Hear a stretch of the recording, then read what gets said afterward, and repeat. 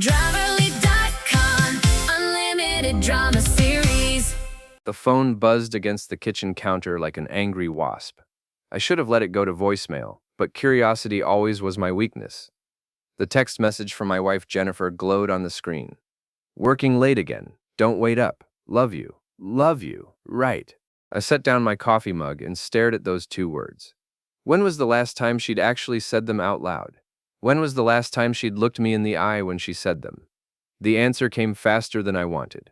3 months ago, maybe 4. My name is David Parker, and I fix boats for a living. Not glamorous, but honest work. I've got grease under my fingernails and calluses on my palms, and I take pride in both. Jennifer used to say she loved my hands, back when she still noticed them. Nummy. The marina was quiet this late in the evening. Most of the weekend warriors had already pulled their boats for the season, leaving behind the serious fishermen and the few diehards who couldn't bear to see summer end. I walked down to the pier where my own boat waited. A 30-foot Grady White I'd restored myself, every plank and bolt. That's when I saw her. Jennifer's silver BMW was parked behind the Harborview restaurant, tucked away in the shadows where she thought nobody would notice. But I notice everything about boats and water and the people who frequent both. The restaurant had been closed for an hour. I pulled out my phone and called her number. It rang twice before she picked up. "Hey, honey," she said, slightly breathless. "I told you I'd be working late. Where are you exactly?" A pause. Too long. "The office, of course. Why?" "Just wondering. How's the Henderson project coming along?" "Oh, architectural stuff. Boring details you wouldn't understand." The Henderson project had been completed 2 weeks ago. I knew because I'd overheard her celebrating with her business partner, Amanda, over champagne in our living room. "I'll let you get back to work," I said. "Thanks, honey. See you in the morning." I hung up and walked closer to her car. The windows were fogged up despite the cool October air. As I approached, I could make out 2 silhouettes inside, and they weren't reviewing blueprints. My chest tightened, but I didn't feel the rage I expected. Instead, something colder settled in my stomach. Something calculating. I took 3 photos with my phone, clear shots of the license plate and the steamed windows. Then I walked back to my truck and drove home to our house on Maple Street, the house I'd inherited from my parents, the house Jennifer had always complained wasn't fancy enough for her taste. The next morning, she came down to breakfast wearing her best guilty smile and a new silk blouse I'd never seen before. "How was work?" I asked, not looking up from my newspaper. "Exhausting. We were there until almost midnight." She poured herself coffee with hands that trembled slightly. "The client is so demanding." "Which client was that again?" Another pause. "The Morrison account. You don't know them." I nodded and turned the page. The Morrison account didn't exist either.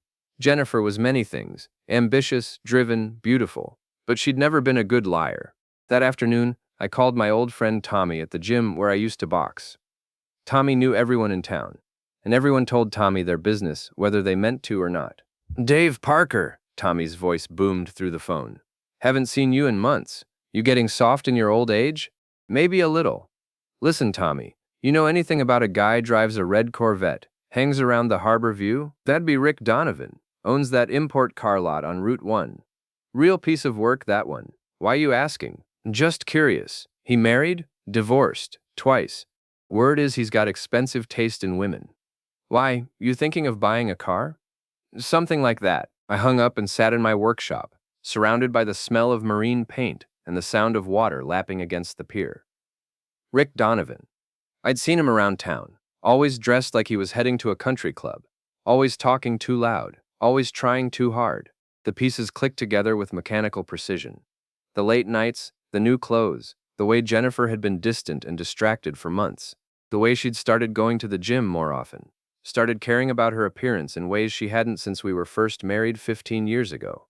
I could have confronted her right then, could have thrown the evidence in her face and demanded answers, but that would have been the old David, the one who fixed problems by attacking them head-on with wrenches and determination. This called for a different approach. That evening, Jennifer announced she was going on a girls' weekend with Amanda to Boston. "Shopping," she said. "Spa treatments. Some nonsense about needing to reconnect with her feminine side." "Sounds expensive," I said. "We deserve it. I've been working so hard lately." "Of course you have." She kissed my cheek before leaving, a quick peck that felt like an afterthought. I watched her pack her Louis Vuitton suitcase, another recent purchase I hadn't questioned, and load it into her BMW. After she left, I opened her laptop. Jennifer had never been careful about passwords. She used the same one for everything, our wedding anniversary. The irony wasn't lost on me. Her email told the whole story. Months of messages between her and Rick, starting professional and gradually becoming personal, then intimate. Weekend getaways disguised as business trips, lies stacked on top of lies like a house of cards. But it was the last email that really got my attention. Rick had sent it just that morning. Can't wait to have you all to myself this weekend. Amanda's covering story is perfect. Your husband really is as clueless as you said. Clueless. I printed every email, every text message backup, every photo she'd been careless enough to sync to her cloud account. The evidence filled a manila folder 3 inches thick. Then I called my lawyer. David, you look terrible, said my attorney, Margaret Walsh, as I walked into her office Monday morning. Margaret had handled my parents' estate and my business incorporation. She was sharp, thorough, and had no patience for fools. I've had better weeks. I slid the manila folder across her desk. She opened it and started reading, her expression growing grimmer with each page. How long has this been going on? She asked. Best I can tell, about 6 months, maybe longer. And you want to file for divorce? I want to protect myself. And I want her to understand exactly what she's thrown away. Margaret leaned back in her chair. David, I have to ask. Are you looking for revenge here, or are you looking for a clean break? Can't I have both? She smiled for the first time since I'd arrived. Now you're talking my language. Let's discuss your options. For the next hour, Margaret laid out the battlefield. Massachusetts was a no-fault divorce state, but adultery still mattered when it came to asset division. The house was in my name only, inherited property that predated the marriage. My business was mine, built from nothing with my own hands and my own money. Jennifer's architectural firm, on the other hand, had been partially funded by a loan I'd co-signed. Her BMW was registered in both our names. Her credit cards were linked to my accounts. The good news, Margaret said, is that you're in a much stronger position than you might think. The bad news is that she's going to fight dirty once she realizes what's happening. Let her fight. I'm ready. That afternoon, I drove to the bank. Jennifer was still in Boston, or wherever she really was, posting photos on social media of fancy restaurants and shopping bags.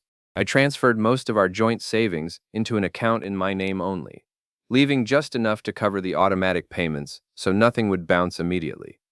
Then I went to the credit card companies and reported her cards stolen. Technically true. She'd stolen my trust, my marriage, and 15 years of my life. By Wednesday, my phone was ringing. David, what the hell is going on? Jennifer's voice was shrill, panicked. My credit card was declined at lunch. The bank says our account is frozen. Is it? That's strange. Don't play games with me. I know you did something. I didn't do anything. Maybe there's been some kind of mistake. Fix it, now. I'll look into it when I get home from work. You know, work, that thing some of us actually do for a living. She hung up on me. An hour later, she called back, her voice different now, scared. David, please, I'm stuck here. I can't even pay for my hotel room. Where are you exactly? Silence. I thought you were in Boston with Amanda. I am. We are. It's just, funny thing, I called Amanda's office this morning. She's been there all week, hasn't taken any vacation days. The silence stretched so long, I thought the call had dropped. David, come home, Jennifer. We need to talk. I hung up and poured myself a beer. The first move was mine, and I'd played it perfectly. Now came the hard part. She arrived Thursday evening, driving Rick's red Corvette. Apparently he'd driven up to rescue her when her financial situation became clear. They pulled into the driveway together.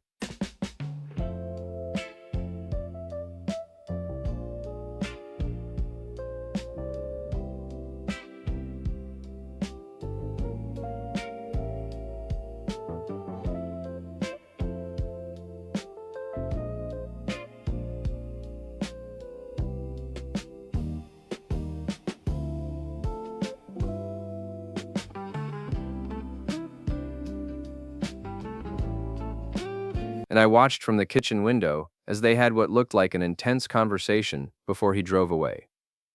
Jennifer walked through the front door like she was entering enemy territory. We need to talk, she said.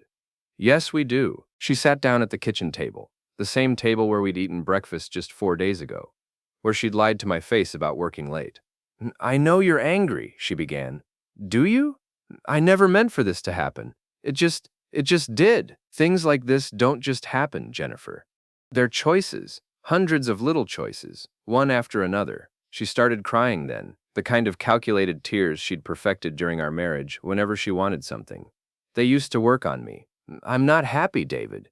I haven't been happy for a long time. So you decided to find happiness with Rick Donovan. Her face went white. How did you? I'm not as clueless as you told him I was. She flinched like I'd slapped her. I want a divorce, she said quietly. I know you do. I'll be fair. We can split everything 50-50. I laughed, and the sound surprised both of us. It wasn't a pleasant laugh. Fair? You want to talk about fair? I pulled out my own manila folder, thicker now than the one I'd shown Margaret. Jennifer's eyes fixed on it like it was a snake. What's that? Your life for the past 6 months.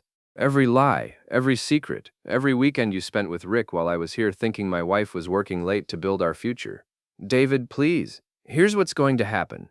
You're going to move out of my house. You're going to find yourself a lawyer. And you're going to discover that 15 years of marriage doesn't entitle you to half of everything when you've been cheating for the last 6 months. You can't do this. I already am.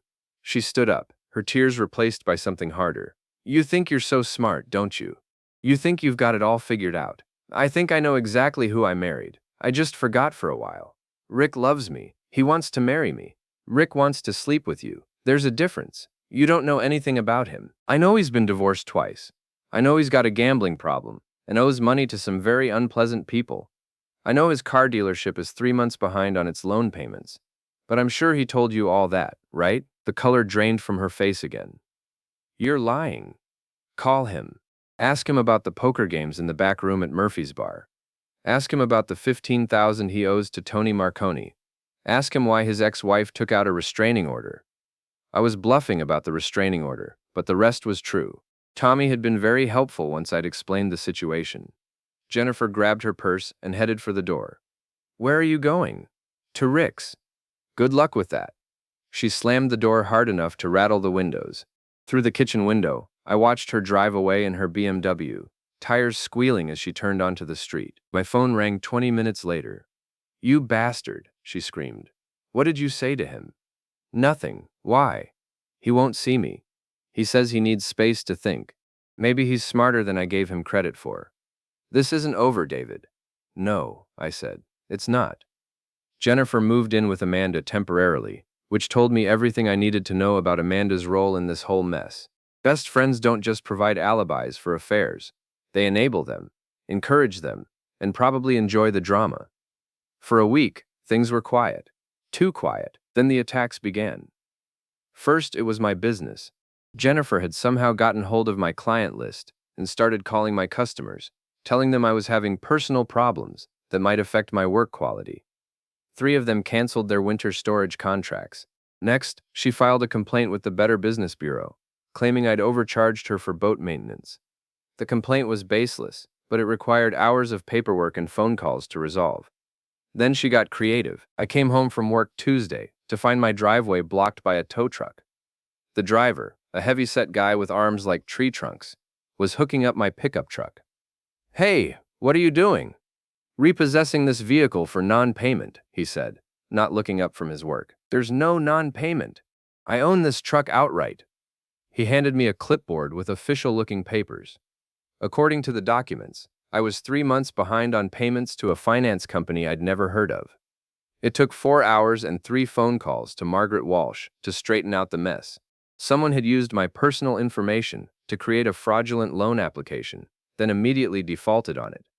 This is harassment, Margaret told me over the phone, and probably identity theft. We can file charges. Not yet. Let's see what else she's got. What she had was a talent for making my life miserable in small, legal ways. She contested the water bill, claiming I was no longer the sole resident of the house. She reported my boat as abandoned property to the marina management.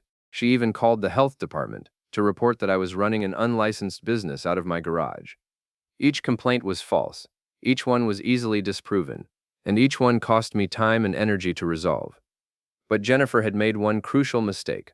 She was fighting like someone who had something to lose, when she'd already lost everything that mattered.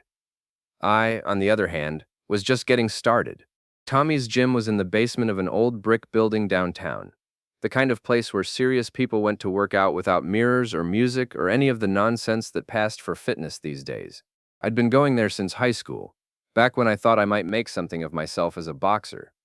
"You look like hell," Tommy said as I walked in Thursday evening. "Feel worse. Heard about your troubles. Word gets around." "I bet it does." Tommy was wrapping his hands, getting ready for his evening workout. At 65, he was still built like a fire hydrant and could probably take apart men half his age. "You want some advice?" he asked. "Always. Stop playing defense. You're letting her control the game. What do you suggest?" "Make her worry about her own problems instead of creating yours." I spent an hour 90 days of calls to the same number. You bought a burner for her. Give it to me. One reason not to drop it. Watch more on Grammarly.com. on the heavy bag, working out months of frustration with my fists. By the time I left, I had a plan. Jennifer's architectural firm was called Walsh & Associates, though there were no associates, just Jennifer and Amanda working out of a converted storefront on Main Street. They specialized in high-end residential projects for the kind of people who had more money than sense. Their biggest current client was Harrison Mitchell, a Boston developer who'd bought 3 lots on the waterfront and wanted to build what he called luxury coastal living spaces. The project was worth $500,000 in fees to Jennifer's firm. I knew Mitchell slightly. He'd brought his yacht to my marina a few times, and we'd talked about the challenges of building near the water. He was the kind of man who appreciated straight talk and hated surprises. Friday morning, I called his office. "Mr. Mitchell, this is David Parker. We've met a few times at Harbor Marina." "Of course, David, the boat mechanic. What can I do for you?" "I wanted to give you a heads up about something. My wife Jennifer is your architect on the waterfront project." "Yes, she's doing excellent work." "I'm sure she is, but I thought you should know we're going through a divorce, and it's getting pretty messy. I'd hate to see it affect your project timeline." There was a pause. "What kind of mess are we talking about?"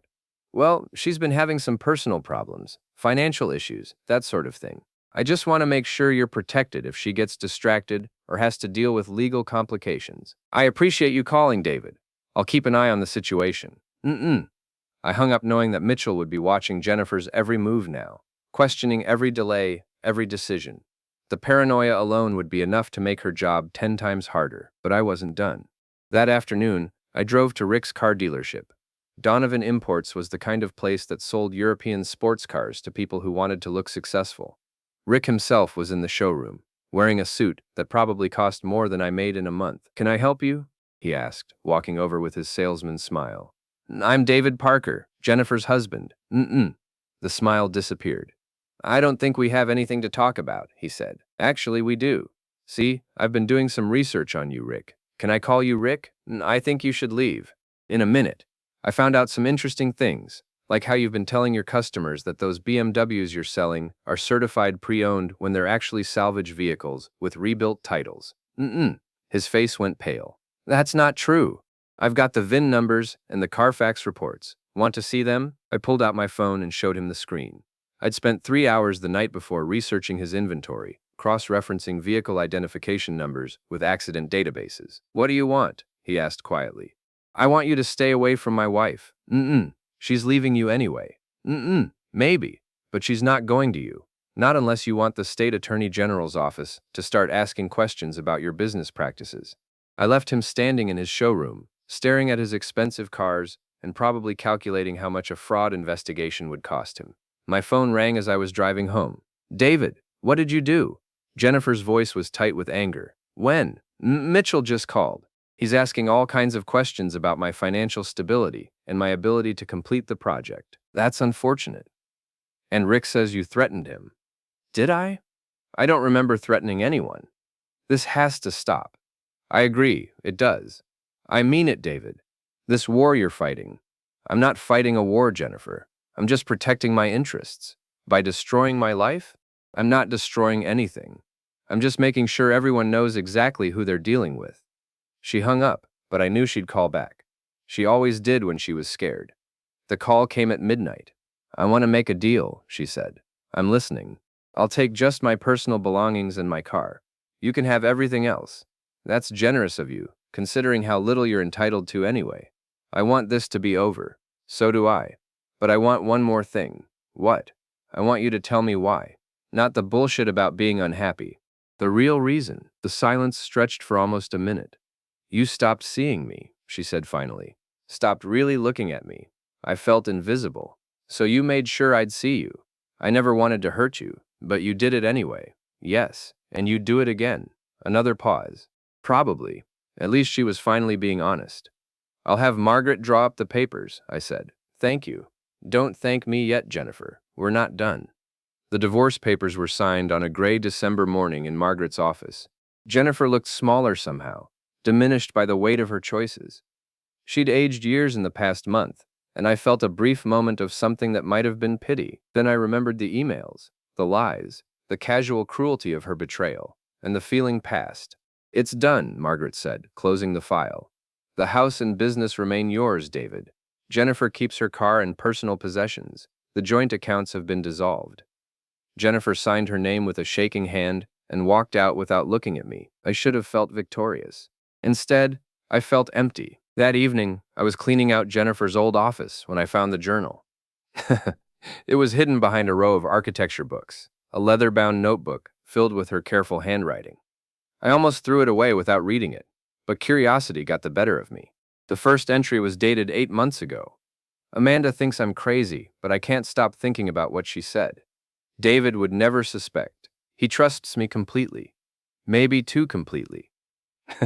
I flipped through the pages, my stomach growing colder with each entry. Amanda introduced me to Rick today. He's exactly the type of man she said I needed. Confident, successful, exciting. Everything David isn't.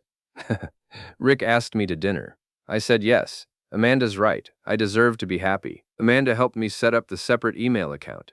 She says what David doesn't know won't hurt him. Amanda. Every page mentioned Amanda. Amanda suggesting restaurants for secret meetings. Amanda providing alibis. Amanda encouraging Jennifer to take bigger risks, be bolder, demand more. But it was the entry from 3 weeks ago that made me understand the full scope of what had happened. Amanda says it's time to end things with David. She has a plan to make sure I get everything I deserve from the divorce. She knows a lawyer who specializes in these cases. She says David will never see it coming. I sat back in the chair, the journal heavy in my hands. This wasn't just an affair. This was a conspiracy. I called Tommy. I need a favor, I said. Name it. I need you to find out everything you can about Amanda Morrison, Jennifer's business partner. The blonde one with the attitude? That's her. Give me a day. Tommy called back the next evening. Your instincts were right, he said. Amanda Morrison has been planning this for months. She's been talking to people around town, asking questions about your finances, your business, even your family history. Why? That's where it gets interesting. Remember that marina project from 2 years ago? The one where the city was going to expand the harbor? I remembered. It had been a big deal at the time. Millions of dollars in construction contracts. The project had been canceled when environmental concerns were raised. What about it? Amanda's ex-husband was the primary contractor. When the project got canceled, his company went under. He lost everything. What does that have to do with me? You were on the environmental committee that raised the concerns. Your report about water table contamination was what killed the project. The pieces clicked into place with sickening clarity. Amanda's ex-husband had lost his business because of my environmental report. Amanda had lost her comfortable lifestyle in the divorce that followed. And she'd been planning her revenge ever since. She used Jennifer, I said, like a weapon. Jennifer thought she was having an affair. Amanda was orchestrating the destruction of your marriage. I hung up and drove straight to Amanda's house. She lived in a condo complex on the other side of town, the kind of place where divorced professionals went to pretend they were still successful. Her BMW was in the parking lot, right next to Jennifer's. I knocked on the door. Amanda answered, wearing a silk robe and a surprised expression. David, what are you doing here? We need to talk. This isn't a good time. Make time. I pushed past her into the living room. Jennifer was sitting on the couch, a glass of wine in her hand, looking like she'd been crying. David, you can't just barge in here, Jennifer said. Actually, I can. This is about Amanda's little revenge scheme. Amanda's face went white. I don't know what you're talking about. Sure you do. Your ex-husband's construction company, the Marina project, my environmental report. Jennifer looked confused. What Marina project? Tell her, Amanda. Tell her how you've been using her to get back at me for something that happened 2 years ago. That's ridiculous, Amanda said, but her voice was shaking. I pulled out my phone and showed Jennifer the photos I'd taken of her journal. Your best friend has been manipulating you from the beginning.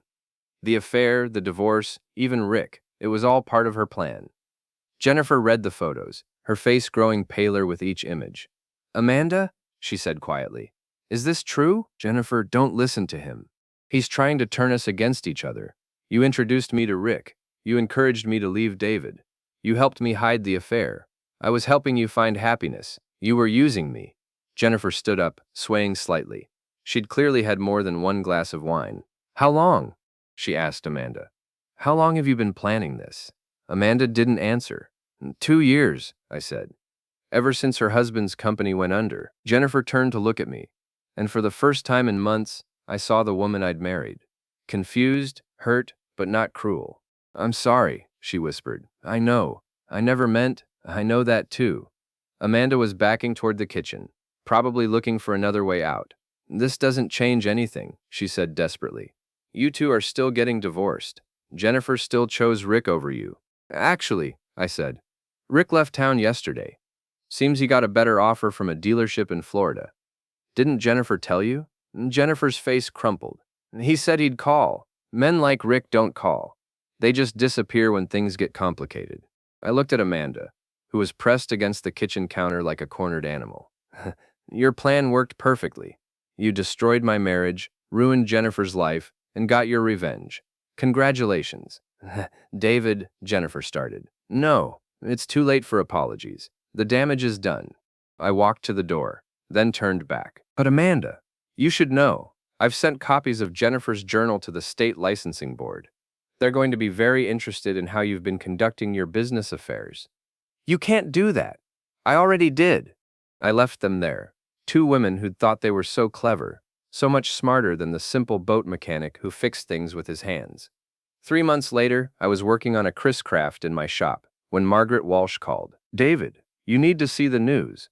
I turned on the small television I kept in the corner. The local news was running a story about a major fraud investigation at Walsh & Associates. Amanda Morrison had been arrested for embezzling client funds and falsifying architectural documents. How much? I asked Margaret. 200,000, maybe more. She was using client payments to cover her personal expenses and gambling debts. Gambling debts. Turns out she had her own problems with Tony Marconi, the same guy Rick owed money to. The irony was perfect. Amanda had destroyed my marriage to get revenge for her ex-husband's business failure, only to destroy herself in the process. What about Jennifer? Clean, as far as anyone can tell. She's cooperating with the investigation. Word is she's thinking about leaving town. That evening, Jennifer called me for the first time since the night at Amanda's condo. I saw the news, I said. I didn't know, David. I swear I didn't know about the money. I believe you. Do you? Really? I thought about it. Yeah, you're a lot of things, Jennifer, but you're not a thief. Just an adulterer. That too. She was quiet for a long moment. I'm leaving, she said finally. Going to stay with my sister in California until this all blows over. Probably smart. I know you'll never forgive me. Probably not. I want you to know that I did love you. Maybe not the way you deserved, but I did love you. I know. Will you be okay? I looked around my shop, at the boats waiting for spring, at the life I'd built with my own hands. I'll be fine. Take care of yourself, David. You too. She hung up, and I knew I'd never hear from her again. 6 months later, the house felt like mine again. I'd repainted the kitchen, replaced the furniture Jennifer had chosen, and turned her office into a proper workshop. The business was doing better than ever. Apparently, surviving a public scandal had given me a reputation for toughness that clients respected. I was having coffee at Murphy's Diner when Tommy slid into the booth across from me. Heard from Jennifer lately? He asked. No, you? Word is she's working for some big firm in San Francisco, starting over. Good for her. Amanda got 3 years. She'll be out in 18 months if she behaves herself. Also good. Tommy studied my face. You don't seem very satisfied for a man who got his revenge. Is that what I got? Isn't it?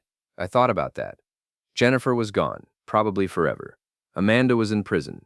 Rick had disappeared into whatever hole men like him crawl into when their schemes collapse. I had my house, my business, and my dignity, but I'd also lost 15 years of marriage, the woman I'd thought I'd grow old with, and any faith I'd ever had in happy endings. I got justice, I said finally. Not sure that's the same thing as satisfaction. Maybe not, but it's something. Yeah, it's something. I finished my coffee and walked out into the spring afternoon. The marina was busy with people getting their boats ready for summer, the eternal cycle of preparation and hope that marked life on the water. My phone buzzed with a text from a new client who wanted to discuss a restoration project. Work to do, problems to solve, things to fix. I climbed into my truck and headed back to the shop. There was always something that needed fixing, and I was good at my job. It was enough.